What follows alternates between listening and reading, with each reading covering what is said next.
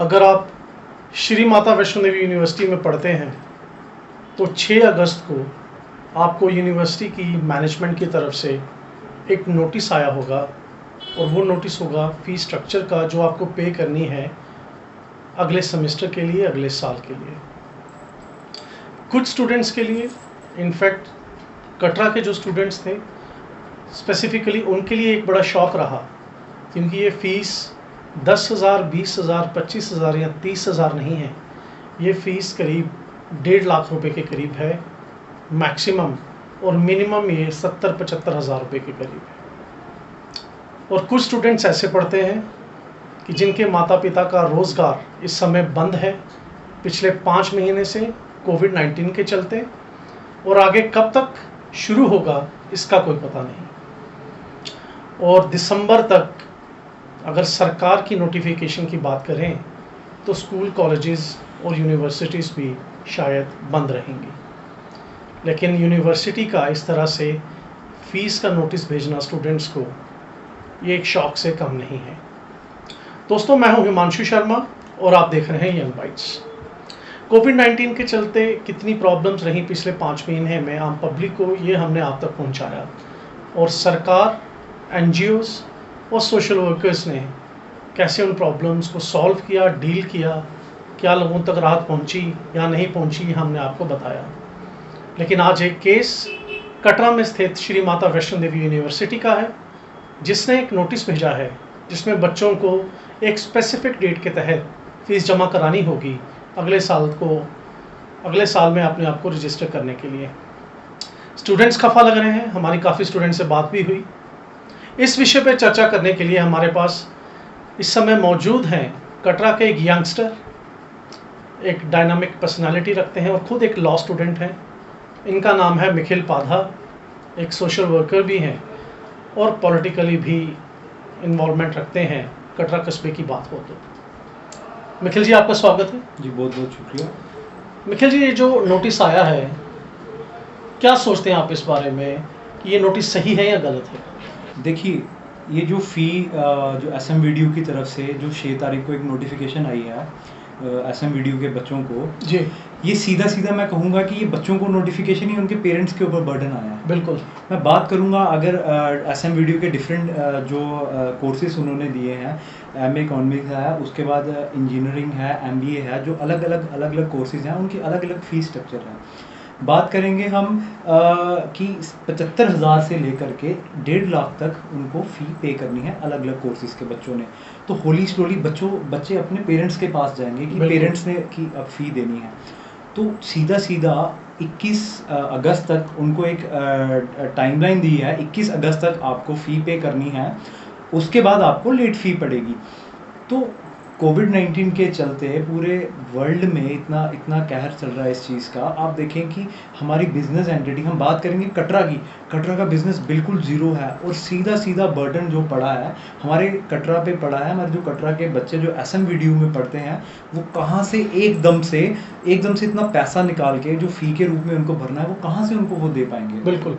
मिखिल, मैं एक बात पूछता हूँ आपसे, ये तो ठीक है यूनिवर्सिटीज़ की बात है, क्या आपको ऐसा नहीं लगता कि एडमिनिस्ट्रेशन हो या गवर्नमेंट हो, उनको भी इन चीज़ों में अब इंटरफेयर करना चाहिए? यूनिवर्सिटीज़ और कॉलेजेस को कुछ नोटिफिकेशंस, कुछ गाइडलाइंस इशू करनी चाहिए कि जब आप स्टूडेंट्स को फ़ीस के लिए बोल रहे हैं तो जो पिछले साल की जो उन्होंने फ़ीस पे की थी और वो पिछले 5 महीने कॉलेज या यूनिवर्सिटी नहीं जा पाए हैं, उस फीस को भी एडजस्ट किया जाए ताकि इस साल पे उनके माँ बाप पे कम प्रेशर पड़े और कम फीस उनको देने का एक प्रावधान मिले, ताकि बच्चों की पढ़ाई जो है आगे कैरी ऑन हो सके। जी बिल्कुल हिमांशु जी, देखें आप एनुअली हम किसी भी कॉलेज और यूनिवर्सिटी में, जैसे स्कूल में आप मंथली फ़ी पे करते हो जी, ठीक है, एक उनमें स्कूल की फ़ी और कॉलेज की फ़ी में ज़मीन आसमान का फ़र्क रहता है। बिल्कुल।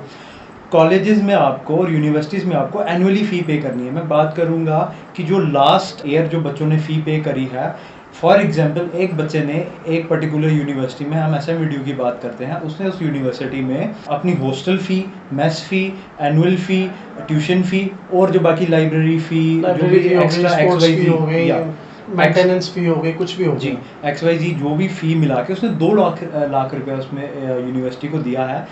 मार्च 15 से अगर मैं गलत नहीं हूँ 15 या 18 मार्च तब से अब तक कॉलेजेस यूनिवर्सिटीज़ बंद हैं, बिल्कुल। ठीक है। उसके बाद हमारी ऑनलाइन क्लासेस शुरू हुई। एसएम वीडियो के स्टूडेंट जितना मैंने उनके साथ कांटेक्ट किया है स्टूडेंट्स के साथ, उनकी रेगुलर बेसिस पे ऑनलाइन क्लासेस हुई हैं, नो डाउट हुई हैं, हम इस चीज़ को नकारते नहीं हैं। लेकिन सिर्फ आप उस चीज़ में डिडक्ट क्या कर रहे हो, जो आपकी हॉस्टल फ़ी है और मेस फ़ी जो पिछले 6 महीने से बच्चे घर पे बैठे हैं, वो जो हॉस्टल यूज़ नहीं कर रहे, वो जो मेस यूज़ नहीं कर रहे, वहाँ का खाना नहीं खा रहे, वहाँ का रूम यूज़ नहीं कर रहे, वहाँ की इलेक्ट्रिसिटी यूज़ नहीं कर रहे, वहाँ की लाइब्रेरी यूज़ नहीं कर रहे, वहाँ पे जो आपके कंप्यूटर लैब्स हैं उनको यूज़ नहीं कर रहे, और XYZ जो भी आपकी फैसिलिटीज़ हैं जिनकी आप फ़ी जो एक रिसिप्ट में होती है वो यूज़ नहीं कर रहे, फिर वो फीस आप क्यों नहीं डिडक्ट कर रहे और क्यों उसको एडजस्ट नहीं कर रहे अगले ईयर की फ़ीस में? आपने जो एसएम वीडियो एडमिनिस्ट्रेशन ने, जो वहाँ की यूनिवर्सिटी की एडमिनिस्ट्रेशन ने क्या करा हुआ है कि फॉर एग्जांपल मैं एक पर्टिकुलर बात करूँ एक कोर्स की, उनकी एनुअल फ़ी और उनकी ट्यूशन फ़ी, जो अगर हम किसी भी कोर्स की बात करें, उनका 2 का एग्रीगेट बना के जो कम से कम 75,000 रुपया भेज दिया हो, और ज़्यादा से ज़्यादा जो XYZ जो अलग अलग कोर्सेज हैं 1.5 लाख रुपये, बिल्कुल। आप क्यों नहीं उनको एडजस्ट कर रहे? सीधा सीधा आप देखें कि ये बच्चों के घर वालों पे आप एक सीधा बर्डन आ रहा है, कहाँ से लोग पे करेंगे? लोगों के बिजनेस चल नहीं रहे हैं। 6 महीने से श्राइन बोर्ड कटरा में ही श्राइन बोर्ड का हेड ऑफिस है। श्राइन बोर्ड को खुद पता है कि श्राइन बोर्ड को ये पता है कि कटरा के बच्चों की क्या हालत है, पेरेंट्स की क्या हालत है इस टाइम पे, कहाँ से लोग मैं कहूँगा दाने दाने को इस टाइम पे सारे ऐसे फैमिलीज नहीं है यहाँ पे कटरा में कि सब इतनी फ़ी पे कर सके। बिल्कुल हर कोई पेरेंट चाहता है कि उसका बच्चा अच्छी से अच्छी एजुकेशन ले, उसने एसएम वीडियो यूनिवर्सिटी में भेजा, लेकिन इसका ये मतलब नहीं है कि हर कोई पेरेंट इतनी फ़ी एकदम से पे कर सकता है। मंशू जी, दोस्तों बात तो बिल्कुल सही है, क्योंकि बच्चों से अगर फीस मांगोगे तो वो अपने पेरेंट्स के पास ही जाएंगे। और पिछले 5 महीने से पेरेंट्स का कुछ आलम ऐसा था कि हैंड टू माउथ करना भी बड़ा मुश्किल हो गया था। जो सेविंग्स थी शायद काफ़ी खर्च भी हो गई हैं, मिडिल क्लास फैमिलीज भी कुछ स्टूडेंट्स की हैं। तो इसमें सरकार को चाहिए कि वो मीडिएशन करे और इस फीस स्ट्रक्चर को ब्रेकअप करके कुछ ऐसा बनाया जाए कि एक तो इसमें EMIs का प्रावधान हो और दूसरा फ़ी को कम किया जाए, ताकि बच्चों की पढ़ाई में कोई रुकावट ना आ सके और पेरेंट्स के ऊपर भी कोई भार ना पड़े। निखिल जी, तीसरा सवाल इसी के रिलेटेड, आप खुद एक लॉ स्टूडेंट हैं जी, जम्मू यूनिवर्सिटी में पढ़ते हैं जी, क्या वहाँ के भी कुछ ऐसे ही हाल है? जी बिल्कुल सेम वहाँ के ऐसे हालात हैं। कल मेरे जम्मू यूनिवर्सिटी के छात्रों ने वहाँ पे दोबारा वहाँ पे एक प्रदर्शन करा इसी चीज़ को लेकर के। जी, सेम वहाँ पे हमको, मैं खुद की बात करूँगा, मैं 2nd सेमेस्टर जम्मू यूनिवर्सिटी में लॉ का या 4th सेमेस्टर जो जैसे बच्चे पढ़ते हैं उनका बिल्कुल शुरू ही नहीं हुआ। मैं बाकी कोर्सेज की बात करूँगा, किसी का शुरू हुआ था, किसी के शुरू हुए भी 1 हफ्ता हो रहा था और पूरा लॉकडाउन हो गया पूरे हमारे देश में। उसके बाद से लेके अब तक बच्चे घर पे बैठे हुए हैं। मैं खुद की बात करूँगा, हमारा तो सेमेस्टर शुरू ही नहीं हुआ। हम पूरे तकरीबन अब 6 महीने होने जा रहे हैं हम घर पे बैठे हैं, और हमको उस 6 महीने में हमने पिछले साल की जो एनुअल फ़ी दी हुई थी वो वैसे ही पड़ी रही। अब दोबारा से हमको मेल्स कर दी गई हैं जम्मू यूनिवर्सिटी की तरफ से कि आपको फ़ी दोबारा देनी है। मैं जम्मू यूनिवर्सिटी में पूरे जम्मू प्रोविंस से, जम्मू कश्मीर से बच्चे पढ़ने आते हैं। वहाँ पर एक गरीब मजदूर का बच्चा भी पढ़ता है और एक बड़े बिजनेसमैन का बच्चा भी जम्मू यूनिवर्सिटी में पढ़ता है। सब 5 उंगलियां बराबर नहीं होती हिमांशु जी, सब हर एक बंदा उतनी फ़ी नहीं दे सकता। ये मैं अपील करना चाहूँगा हमारे न्यूली अपॉइंटेड लेफ्टिनेंट गवर्नर साहब से और हमारे जम्मू यूनिवर्सिटी के वाइस चांसलर से, हमारे श्राइन बोर्ड यूनिवर्सिटी के वाइस चांसलर जी से, कि आप इस चीज़ को कंसीडर करें। हम पेरेंट्स और हम students as a responsible students और एज ए रिस्पॉन्सिबल हम अगर स्टूडेंट हैं, हम उनके बच्चे भी हैं, हमने ये देखना है कि हमारे पेरेंट्स पे इतना बोझ नहीं पड़े फ़ी का। और एज ए रिस्पॉन्सिबल स्टूडेंट्स और हम पेरेंट्स का बात करके हम जेन्युइन फ़ी देने के लिए हरदम तैयार हैं। हम ये नहीं कह रहे हैं कि फ़ी हम देंगे ही नहीं। हमारी अगर ऑनलाइन क्लासेस चल रही हैं हम उनकी फ़ी देंगे, क्यों नहीं देंगे, बट हर चीज़ जेन्युइन होनी चाहिए। अगर हम यूनिवर्सिटी ही नहीं जा रहे, हम यूनिवर्सिटीज़ की जो एक्स्ट्रा फीस हैं, जो लाइब्रेरी फीस हैं, जो अभी मैंने बताए, वो हम क्यों दें? ना हम उसको देने की क्षमता रखते हैं सारे पेरेंट्स, और ना वो दे सकते हैं हम इस टाइम पे।